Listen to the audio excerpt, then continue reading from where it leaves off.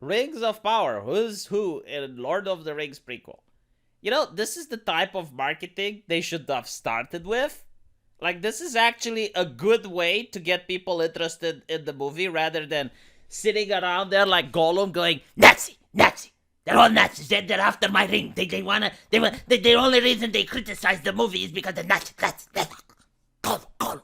You know, that's how they started. And if they would have started like this, I would have definitely been more charitable to the whole movie. And not only that, but like, when you actually show what the movie is about, when you actually talk about the actors, the setting, the plot, it means you're proud of it.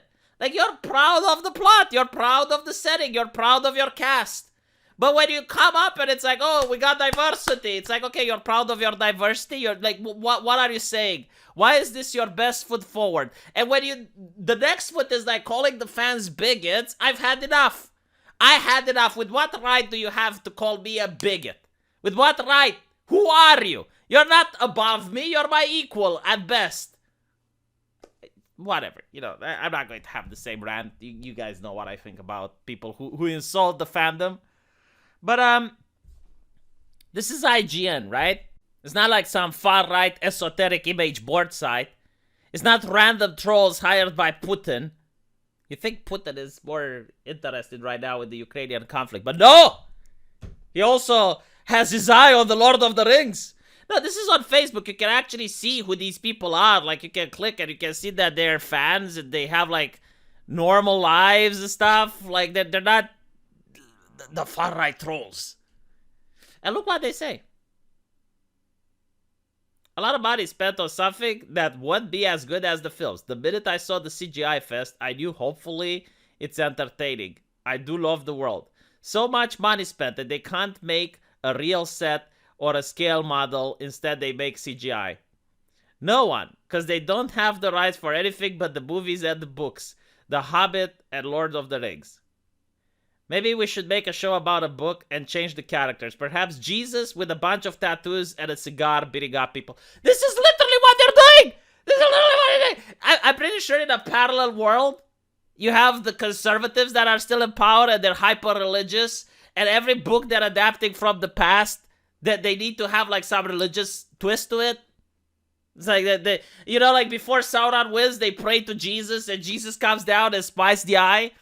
Like that would probably be what they're doing. Except they're progressive. So like everything has to be diverse. Everything has to be progressive. I bet that the Nazguls, the Ringwraith, they're going to wear white cloaks, aren't they? They're going to wear white hoods.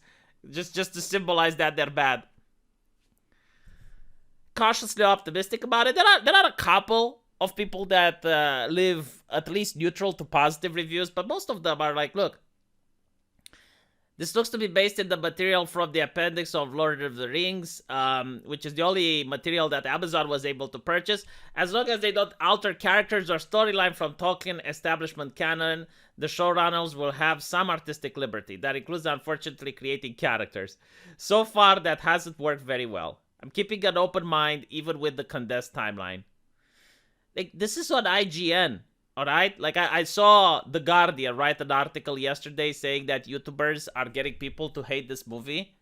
Which, I gotta say, I'm humbled if The Guardian thinks that we YouTubers have this much influence. Like, we're up against Amazon with its billions of dollars, the most rich, powerful company in the world. We're up against Vanity Fair, The Guardian, like, and all of you are pushing. All of you are pushing this movie. Like, I haven't seen a product being pushed this hard since the vaccine. And you're telling me that people like me, are able to do a counter push that's effective? Why don't you hire me then? Hire me for The Guardian. Pay me and I'll push this movie. I'll do it with no shame. But I'll push it so hard that everyone is going to watch it. Jesus. Imagine that. Imagine thinking I can push it. I get people to click on my subscribe button or my Patreon link. But yeah, you know, I definitely can push people not to like. I mean, everyone liked Lord of the Rings. Everyone was on board. But then I made a video. God. The Guardian, get a grip on reality, por favor. Well, who's the target audience of The Guardian anyway? boomers, right? Like, who reads The Guardian? Are there young people that read The Guardian? Probably like the people who work at the BBC. That's their target audience. From The Guardian to the BBC pipeline. So they don't know about YouTube, right? They cause a little bit of hate on YouTubers. Yeah, those pesky YouTubers. Oh, we could have had Lord of the Rings, but they complain. All right, we'll see the numbers.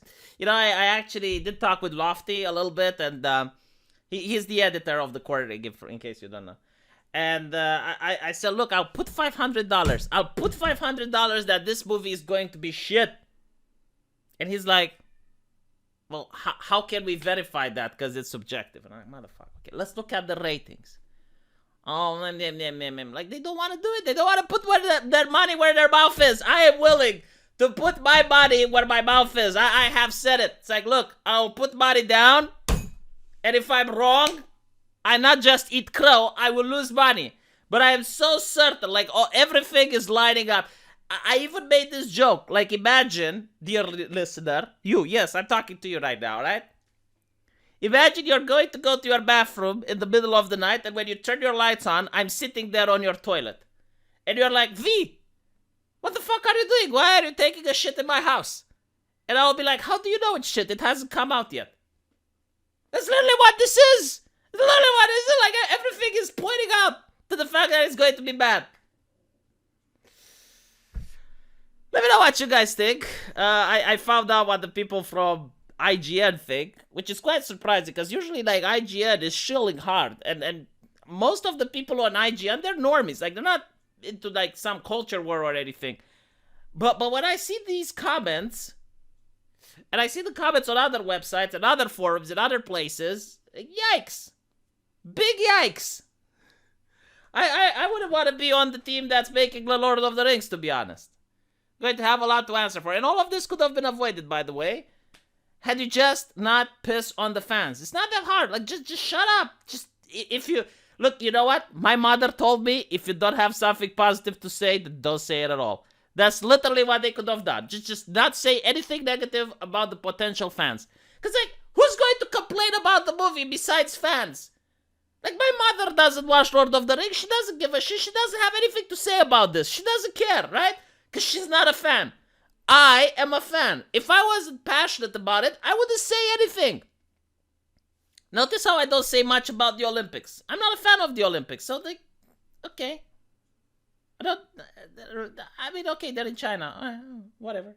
Yeah. So the only people that are vocal and complain are people that would have bought your product. That you are trying to keep away those people and to keep their wallets away from you. Let me know what you guys think, and I'll see you in the comment section. Take care.